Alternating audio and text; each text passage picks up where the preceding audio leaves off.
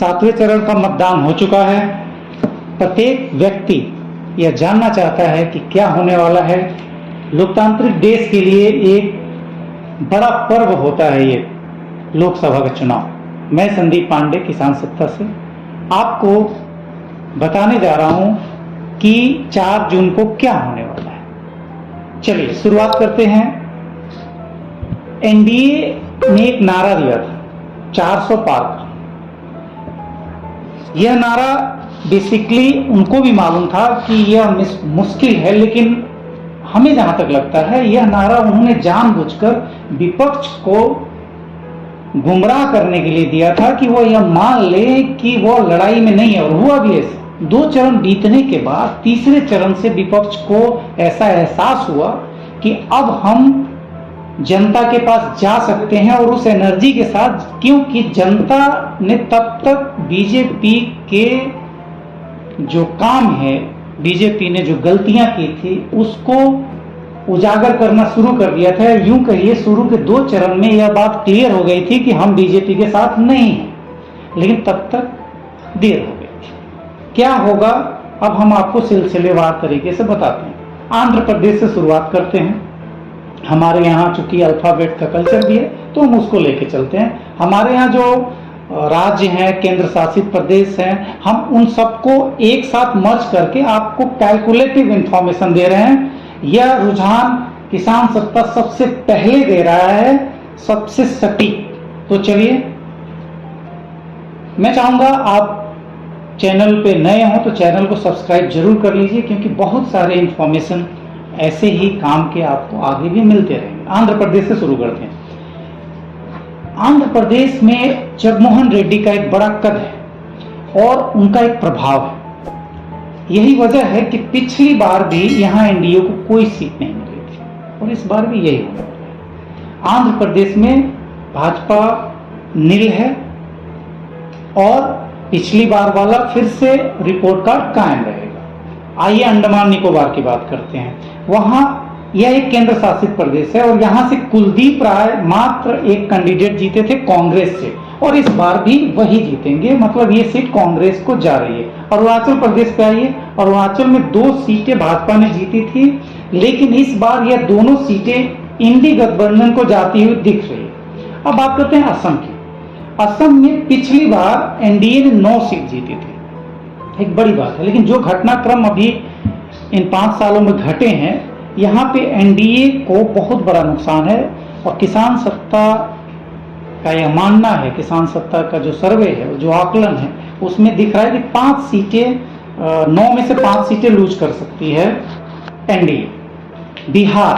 बिहार एक बड़ा राज्य कह सकते हैं या एक तरह से कह सकते हैं पॉलिटिकल घुर्री रहा है वो। इसकी वजह लालू यादव की वो स्टाइल रही है और अब उनके लड़के तेजस्वी यादव भी वही फॉर्मूला लेके आगे बढ़ रहे हैं। एमआईएम से आगे बढ़ के वो पीडीए को अपनाया है उन्होंने। इसके पीछे आप कह सकते हैं कि अखिलेश से उनकी दोस्ती का भी एक ये हो सकता है, लेकिन ज्यादा कारगर बिहार में पीडीए दिख रहा है। और जो पिछली बार एनडीए ने 39 सीटें जीती थी, एक बड़ी बात थी। मतलब बिहार में एक तरह से क्लीन स्वीप किया था एनडीए ने, जो इस बार नहीं हो रहा है। इसकी वजह जो है, जो 5 साल में जो नीतीश का तेजस्वी के साथ, और इसमें एक बड़ा फैक्टर है, जो तेजस्वी ने जो जॉब अपॉर्चुनिटी क्रिएट करने का जो एक सिस्टम अडॉप्ट किया, जो बिहार में मतलब हर वर्ग के, मतलब मैंने रिपोर्ट देखा उसमें ब्राह्मण से लेके राजपूत से लेके हर जाति वर्ग के लोगों को एक बड़ी तादाद में नौकरी दी है उसने, जिसका एक बड़ा प्रभाव है, बहुत बड़ा प्रभाव है। उसका फायदा तेजस्वी यादव को होता हुआ दिख रहा है और मुझे ऐसा लग रहा है कि ये 39 सीटें 20-21 के पास आ जाएंगी। अगर अभी का रुझान देखते हैं तो एनडीए को भारी नुकसान हो रहा है बिहार में, ऐसा अभी तक लग रहा है। चंडीगढ़ में मात्र एक सीट है जिसे किरण खेर, आप जानते होंगे, अनुपम खेर की पत्नी है। पिछली बार में यह सीट उन्होंने जीत कर दी थी भाजपा को। उनका एक फैन फॉलोइंग था जिसका फायदा मिला था, लेकिन इस बार यह सीट इसके हाथ से जाती हुई दिख रही है। छत्तीसगढ़ में भी अच्छा परफॉर्म किया था जो अब रिपीट होता हुआ नहीं दिख रहा है। अब हम बात करें महाराष्ट्र की। महाराष्ट्र में एनडीए को भारी नुकसान होता हुआ दिख रहा है। इसकी मुख्य वजह है कि पिछली बार जो 41 सीटें जीती थी भाजपा ने, उसमें शिवसेना का बहुत बड़ा रोल था। आप ध्यान से देखेंगे तो महाराष्ट्र की राजनीति में बाला साहब ठाकरे का एक बहुत बड़ा चला आ रहा है, एक सिस्टम चला आ रहा है। बाला साहब ठाकरे को लेके एक रिस्पेक्ट है, जो इस बार प्रधानमंत्री जी ने जिस तरह की टिप्पणी की है उद्धव ठाकरे को लेके, इससे कहीं नाराजगी है लोगों में, जिसका नुकसान होगा। मतलब शिवसेना फैक्टर जो है, जो एकनाथ शिंदे को सीएम बनाना और जो तोड़फोड़ करना, जो बीजेपी ने अपना एक कल्चर बनाया हुआ है, उसका एक नुकसान महाराष्ट्र में होता हुआ दिख रहा है। मणिपुर में कोई सीट, एक सीट, 2 सीट में से 1 सीट जीती थी एनडीए ने, वो भी इस बार नहीं रहेगा। मणिपुर के बारे में आपको बहुत कुछ बताने की जरूरत नहीं है। एक बहुत बड़ा मीडिया का तबका है जो नहीं दिखाता है इसको, लेकिन मणिपुर की स्थिति भयावह थी। मणिपुर में जो कुछ भी हो रहा था, अभी भी मणिपुर शांत नहीं है। यह मणिपुर को लेके लोगों में गुस्सा है। प्रधानमंत्री ने एक बार भी उनका हालचाल नहीं लिया, इसका नुकसान होता हुआ दिख रहा है। एनडीए को मणिपुर में एक भी सीट मिलती हुई नहीं दिख रही है। मेघालय में पिछली बार भी एनडीए खाली हाथ था, इस बार भी खाली हाथ रहेगा। एक ही सीट है वहां पे, नहीं 2 सीट है, सॉरी, दोनों सीटें कांग्रेस और एनसीपी ने जीती थी। एक कांग्रेस ने जीती थी और एक एनसीपी ने जीती थी। मतलब 2 सीटें हैं, दोनों सीटें फिर से इस बार इंडी गठबंधन को ही रहेंगी। मिजोरम में एनडीए का खाता पिछली बार भी नहीं खुला था, इस बार भी नहीं खुलेगा। एक ही सीट है वहां पे, और वहां पे वो सीट एमएनएफ ने जीती थी, और इस बार भी ये सीट एमएनएफ को ही जाती हुई दिख रही है। नागालैंड में पिछली बार भी 0 था, इस बार भी 0 ही रहेगा। वहां की सीट एनडीपी ने जीती थी, और चूंकि मात्र एक सीट है, वो इस बार भी इंडी गठबंधन को जाती हुई दिख रही है। अब बात करते हैं उड़ीसा की।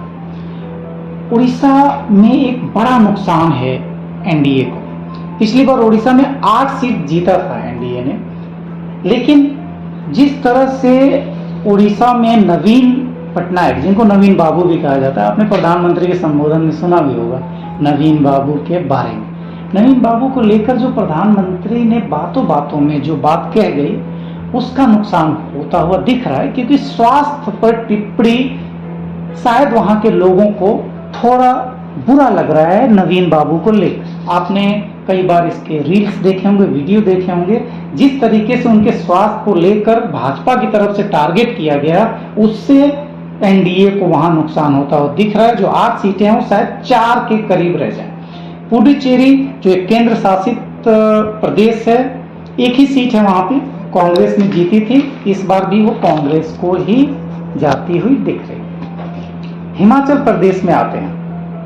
हिमाचल की 4 सीटों को पिछली बार भाजपा ने जीता था, लेकिन इस बार उसे 2 सीटों का नुकसान होता हुआ दिख रहा है। उसमें एक सीट मंडी से आपकी बॉलीवुड एक्ट्रेस कंगना रनावत की भी है, मंडी की वो सीट शामिल है, वो भी इस बार एनडीए हारती हुई दिख रही है। जम्मू कश्मीर की बात करें, जम्मू कश्मीर में तमाम पेचीदा मामले हैं। जम्मू कश्मीर की बात करें तो एनडीए ने 3 सीटें जीती थी। लद्दाख इस बार एनडीए हार जाएगी, उसकी सबसे बड़ी वजह सोनम वांगचुक है। सोनम वांगचुक का वहां एक फैन फॉलोइंग है, और जिस तरह से उन्होंने प्रधानमंत्री को टारगेट किया, या ये कह लीजिए सरकार को टारगेट किया कि वह लद्दाख पे ध्यान नहीं दे रहे हैं, इसका नुकसान होता हुआ दिख रहा है। लद्दाख की सीट इस बार एनडीए से चली जाएगी। अब आइए हम बात करते हैं झारखंड की। झारखंड में भी एनडीए को नुकसान हो रहा है। 12 सीटें जीती थी पिछली बार, लेकिन इस बार 6 से 7 सीटों का नुकसान है। फिर वही बात वहां पे कि जो झारखंड के लोग हैं, उनको ऐसा लगता है कि ईडी सीबीआई का एक दुरुपयोग किया गया उनके नेता के खिलाफ, कि जब भी आप मुख्यमंत्री चुनते हैं तो उस मुख्यमंत्री के प्रति एक सॉफ्ट कॉर्नर होता है। जिस तरह से सोरेन को टारगेट किया गया झारखंड में, वो एक वहां के लोगों के नाराजगी का सब्जेक्ट है। वो उनको लगता है कि कुछ ज्यादा ही हो गया, और उस ज्यादा ने एनडीए की सीट घटा दी। कर्नाटका में एनडीए ने 26 सीट जीती थी। 26 सीट बहुत मायने रखता है लोकसभा के लिए। कर्नाटका में एनडीए को भारी नुकसान है। उसकी मुख्य वजह यह है कि वहां पे अभी रमैया मुख्यमंत्री है। इस 5 साल में वहां पे सरकार बदली और चूंकि वहां के लोगों का जो कांग्रेस के प्रति सॉफ्ट कॉर्नर आया, उसका रिजल्ट आपको 4 जून को देखने को मिलेगा और निश्चित तौर पे यहाँ पे एनडीए नुकसान में जा रही है। यहाँ 20 सीटें हैं, मतलब हमारा अनुमान है कि यहाँ पे एनडीए को 50% का नुकसान हो सकता है। लेकिन यहाँ नाराजगी भाजपा से है, लेकिन उसके कुछ घटक दल हैं जो लोकल वहां के दल हैं, उनके प्रति लोगों का सॉफ्ट कॉर्नर है। तो यहाँ मामला थोड़ा सा 50-50 है। मतलब हम ये कह सकते हैं कि 15 सीटें यहाँ एनडीए को फिर से रिटेन करने का मौका मिल सकता है। केरला में खाली यहाँ रहना है एनडीए को। लक्षद्वीप में अगर बात करें तो पहले भी वही हाल था, इस बार भी एनसीपी को सीट जाती हुई दिख रही है। मध्य प्रदेश में एक बड़ा बदलाव होने जा रहा है। 28 सीट जीती थी भाजपा ने, एनडीए ने मध्य प्रदेश में, जो इस बार कम हो जाएगी, क्योंकि मध्य प्रदेश में जो सबसे बड़ा फैक्टर जो था, मैंने इस चुनाव को करीब से देखा और मैंने पाया कि जो विधानसभा का चुनाव हुआ, जो मध्य प्रदेश में लोगों ने वोट किया था शिवराज सिंह के चेहरे पे, शिवराज सिंह चौहान का एक कद है वहां पे, लोगों ने उनको मुख्यमंत्री बनाने के लिए वोट किया था। और कहीं ना कहीं एक निराशा उनके हाथ लगी जब मोहन यादव को समीकरण साधने के लिए भाजपा ने वहां मुख्यमंत्री बना दिया। तो जो शिवराज सिंह चौहान की जो फैन फॉलोइंग है, उसकी नाराजगी का नुकसान उठाना पड़ सकता है एनडीए। दादरा की बात करें, दादरा केंद्र शासित प्रदेश है। पिछली बार आपको मैं बताना चाहूंगा कि पिछली बार दादरा में निर्दलीय प्रत्याशी ने जीती थी, मात्र 1 सीट है और शायद इस बार भी वो निर्दलीय प्रत्याशी के ही हाथ में जाए। दमन में बात करें, दमन में मात्र 1 सीट है जो लालू भाई पटेल ने जीती थी, जो इस बार कांग्रेस को जाती हुई दिख रही थी। जो भाजपा ने पिछली बार मात्र 1 सीट दमन में जीती थी, वो इस बार कांग्रेस को जाती हुई दिख रही है। आज अब दिल्ली की बात करते हैं। दिल्ली एक केंद्र शासित प्रदेश है, लेकिन दिल्ली हमेशा से लोगों के जहन में ज्यादा रहता है। उसकी मुख्य वजह क्या है कि बिहार यूपी से एक बहुत बड़ा वर्ग वहां पे रोजगार के लिए जाता है, तो उस वहां दिल्ली का एक बहुत बड़ा फैक्टर यूपी बिहार में भी आता है। दिल्ली में जो घटनाक्रम हुए, एक्चुअली दिल्ली में भाजपा को नुकसान हो रहा है। दिल्ली में जो सीटें भाजपा ने एक तरफा जीती थी पिछली बार, वो ऐसा नहीं हो रहा है। उसकी मुख्य वजह क्या है कि वहां पे लोग केजरीवाल को पसंद करते हैं। केजरीवाल लगातार वहां मुख्यमंत्री हैं, केजरीवाल के काम लोगों को पसंद आते हैं। लोगों ने एक टाइम पे ये मूड बनाया था कि हम यहाँ पे केजरीवाल को रखेंगे और केंद्र में मोदी को, लेकिन इस बार जिस तरह से केजरीवाल को टारगेट किया, जिस तरह से ईडी सीबीआई के तरफ से उनको एक तरह से कह लीजिए परेशान किया गया, उन्होंने अपनी बीमारी का हवाला दिया, वाकई बीमार हैं वो, ये सच भी है। तो ऐसी स्थिति में वहां पे लोगों को एक गुस्सा है और वो शायद वो गुस्सा इस बार वोट के रूप में बाहर आए और भाजपा को वहां बड़ा नुकसान हो, मतलब 4 से 5 सीटों का नुकसान होता दिल्ली में दिख रहा है। गोवा की अगर बात करें तो गोवा की 2 सीटें हैं, उत्तरी और दक्षिणी। अब यहाँ पे दोनों सीटें भाजपा ने जीती थी, लेकिन इस बार गोवा की ये दोनों सीटें कांग्रेस को जाती हुई दिख रही, मतलब इंडिया गठबंधन को यहाँ पे फायदा है। गुजरात में एनडीए ने 26 सीट जीती थी, इस बार भी 26 सीट जीतने का उनका चांस है। 1 सीट भरूच की है जहां पर आम आदमी पार्टी बहुत मजबूती से लड़ रही है, तो 1 सीट का नुकसान होता हुआ दिख रहा है। मतलब हो सकता है कि गुजरात में इस बार एनडीए को 25 सीट ही आए। अब हम बात करते हैं हरियाणा की। हरियाणा में पिछली बार भाजपा ने सारी सीटें जीती थी, लेकिन इस बार हरियाणा में भी घटना घटी। खट्टर से नाराजगी, उसका डैमेज कंट्रोल, बीच में मुख्यमंत्री बदला जाना, तो पब्लिक को एक कंफ्यूजन भरा माहौल दिया गया हरियाणा में सरकार के द्वारा।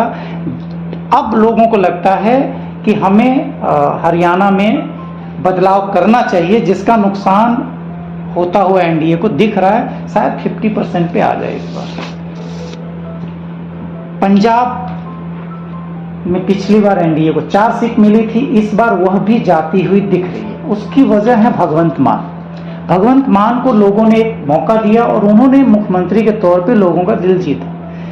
इसकी वजह से हो सकता है कि लोकसभा की इन 4 सीटों पे असर पड़े और एनडीए के हाथ से ये चारों सीटें चली जाए। राजस्थान की अगर बात करें 25 सीटें मिली थी, बहुत बड़ी जीत थी, एक तरह से पूरा सफाया किया था राजस्थान में। लेकिन जो घटनाक्रम फिर से राजस्थान में घटा, जिस तरीके से मुख्यमंत्री को लेके ऐन मौके तक पर्ची का खोलना, मंच से वो नाराजगी लीडरों का, वो गुटबाजी के रूप में दिखेगा। और मुझे जहां तक लगता है किसान सत्ता को ये अनुमान है कि 20 सीट के आसपास रह जाएगी राजस्थान में इस बार भाजपा, मतलब एनडीए।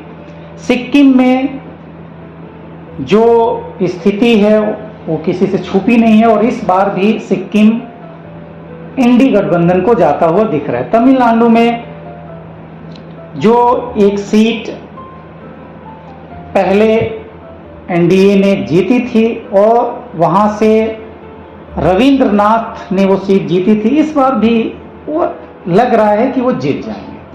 तेलंगाना की बात करें, एनडीए को 4 सीट मिली थी, ये सारी की सारी सीटें इस बार इंडी गठबंधन को जाती हुई दिख रही हैं। त्रिपुरा में शायद एनडीए यथास्थिति बनाए रखे। उत्तराखंड में भी एनडीए ने 5 सीटें जीती थी, इस बार भी यह 5 सीटें उसी को जाती हुई दिख रही हैं। अब हम बात करते हैं कॉन्क्लूजन की, जो आपके दिमाग में अब चल रहा होगा कि आखिर होगा क्या, प्रधानमंत्री कौन बनेगा। ये तो आपने सब कुछ बता दिया, लेकिन प्रधानमंत्री के बारे में तो आप बता ही नहीं, तो हम वो बात भी बता देते हैं।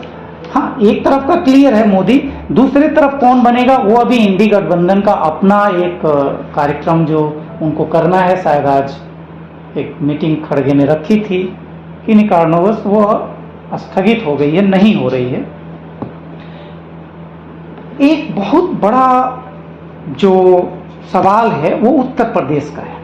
उत्तर प्रदेश को ये माना जाता है कि यहीं से डिसाइड होता है कि प्रधानमंत्री कौन बनेगा। पहले भी ये कहा जाता रहा है कि उत्तर प्रदेश एक बहुत बड़ा रोल निभाता है प्रधानमंत्री बनाने में। इस बार भी क्या यह होने वाला है, तो मैं आपको बता दूं कि उत्तर प्रदेश में जो स्थिति है वर्तमान में, वो स्थिति बहुत कंफ्यूजन भरी हो गई है। पब्लिक में नाराजगी है, बात सही है। जो ग्राउंड से रिपोर्ट आ रही है वो ये आ रही है कि नाराजगी है। मंदिर का मुद्दा, आपको ये जान के हैरत होगा कि बीजेपी का मंदिर का मुद्दा लोगों ने सिरे से खारिज कर दिया उत्तर प्रदेश। उन्होंने रोजगार और महंगाई को ऊपर रखा है इन धार्मिक मुद्दों से। पिछली बार भाजपा ने, डबल इंजन की सरकार ने 64 सीटें जीती थी, जो बहुत बड़ी मार्जिन की सीट थी।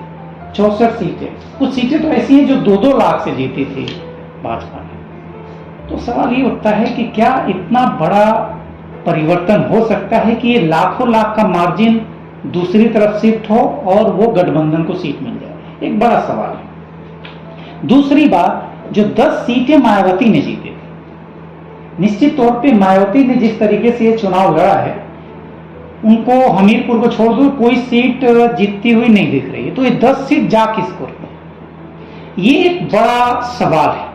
ये बिल्कुल अलादीन के जिन जैसा है कि ये मायावती को जो 10 सीट मिली थी, वो 10 सीट किसको ट्रांसफर हो रही है। क्या वह सीट भाजपा को जा रही है, क्या वह सीट जो जिस तरीके से अखिलेश और राहुल ने जो अपनी जोड़ी का मैसेज दिया है, तो क्या उन्होंने इन्फ्लुएंस कर लिया है, क्या उन्होंने ये समझा लिया है कि मायावती के वोटरों को कि हम तुम्हारे लिए वही करेंगे जो मायावती करती रही है, या मायावती के वोटरों ने ये तय किया है कि हम इनके साथ न जाके मोदी के साथ चलते हैं, वहां हम ज्यादा सिक्योर हैं। अब ये बड़ा सब्जेक्ट है कि ये 10 सीटें किधर जाती हैं। तो अगर ये 10 सीटें इंडी गठबंधन को ट्रांसफर हो जाती हैं तो बीजेपी सीधे सीधे 50 से 54 के बीच आ जाता है। लेकिन अगर ये 10 सीटें मोदी की तरफ जाती है, मुझे मोदी नहीं कहना चाहिए, एनडीए की तरफ जाती है, क्योंकि चुनाव मोदी के नाम पे लड़ा जा रहा है, तो इसलिए आजकल ये वर्ड कॉमन हो गया है कि मोदी जीत रहे हैं, कि विपक्ष जीत रहा है। लेकिन यहाँ सवाल ये नहीं है, अगर ये सीटें भाजपा की तरफ जाती हैं, गठबंधन की तरफ जाती हैं, एनडीए की तरफ जाती हैं, जिसमें ओम प्रकाश राजभर, संजय निषाद एक बड़ा फैक्टर है। मैं आपको ये थोड़ा डिटेल में बता दूं। गोरखपुर की सीट को लेके जो असमंजस है वो आपको क्लियर होना चाहिए। जो निषाद पार्टी से लगातार काजल निषाद वोटिंग की अपील कर रही हैं, वो कहीं ना कहीं संजय निषाद की वजह से कन्वर्जन जो है निषाद वोटरों का, गोरखपुर में निषाद वोटर्स बहुत मायने रखते हैं। ये उपचुनाव में उन्होंने खेला कर भी दिया था, तो ये खेल इस बार जारी रहेगा कि नहीं, ये एक बड़ा सब्जेक्ट है। लेकिन अभी तक जो दिख रहा है, संजय निषाद की वजह से निषाद वोटरों में जो डेंट लगा पाती काजल निषाद, वो नहीं लगा पा रही हैं। और यहां तक काजल निषाद ने कह दिया कि अगर निषाद भाई लोग मुझे वोट नहीं करोगे तो अगली बार से अखिलेश भैया मुझे टिकट भी नहीं देंगे। तो निषाद पार्टी के लिए भी ये सीट एक सवाल है बड़ा, योगी के लिए भी है। रवि किशन का बड़ा फैक्टर नहीं है, ये चुनाव एक तरह से गोरखपुर का योगी लड़ रहे हैं, तो एक बड़ा फैक्टर है कि योगी बनाम काजल निषाद हो गया है, जहां पे काजल निषाद को नुकसान होता हुआ दिख रहा है। गोरखपुर की सीट योगी जी के पक्ष में जाता हुआ दिख रहा है। मतलब कुल मिलाजुलाकर अगर वेस्ट बंगाल भी चले हम लोग, तो पश्चिम बंगाल में भी यही स्थिति है। 18 सीटें जीती थी भाजपा ने। चूंकि ममता बनर्जी इतने साल से मुख्यमंत्री हैं, तो एक एंटी इनकम्बेंसिंग का कॉन्सेप्ट पॉलिटिकली होता है। जब भी आप लगातार सत्ता में होते हैं, आपसे नाराजगी होती है, और भाजपा की रणनीति हमेशा इसकी रही है टारगेट करने की, और उन्होंने ममता बनर्जी को टारगेट कर लिया है। मतलब अपने 18 सीट तो रिटेन करेंगे ही करेंगे। अगर उन्होंने हिंदुत्व और जो सीएए का जो कार्ड ऐन मौके पर भाजपा ने चला है, उसका पश्चिम बंगाल में एक बड़ा असर होता हुआ दिख रहा है। अगर वो होता है तो इधर के जो नुकसान है वो भाजपा वहां पे कवर कर लेगी। अब आते हैं फाइनली होना क्या। अब मैं आपको बता देता हूं होना क्या। होना ये है कि लड़ाई कांटे की है और मामला दोनों तरफ, मतलब कुछ भी हो सकता है। हो सकता है मोदी इस बार फिर से तीसरी बार प्रधानमंत्री बन जाए, पब्लिक उनको सिंपैथी वोट भी कर सकती है, वो हैट्रिक लगा सकते हैं। हो सकता है कि लोग जिस तरीके से महंगाई से, बेरोजगारी से त्रस्त हुए हैं, मिडिल क्लास फैमिली जो दर दर भटकी है, लोग जहां आज अपने बच्चों का फीस नहीं जमा कर पाए हैं, उसका जो गुस्सा है अगर वो निकलता है और जनता एक तरफा इनके विरोध में चली जाती है, तो एक बड़ा नुकसान होता हुआ दिख रहा है। फिर इंडी गठबंधन सरकार बना लेगी। अब सवाल ये है कि इंडी गठबंधन से प्रधानमंत्री कौन बनता है, ये आपको 4 जून को पता चलेगा। अभी किसान सत्ता की तरफ से हम आपको ये रुझान दे रहे हैं कि लड़ाई कांटे की है, भाजपा भी सरकार बना सकती है, हो सकता है इंडी गठबंधन भी सरकार बना ले। मतलब एनडीए और इंडी के बीच कांटे की लड़ाई है। और ज्यादा इसी तरह की महत्वपूर्ण जानकारी के लिए देखते रहिए किसान सत्ता। धन्यवाद। जबरदस्त, सही है ना?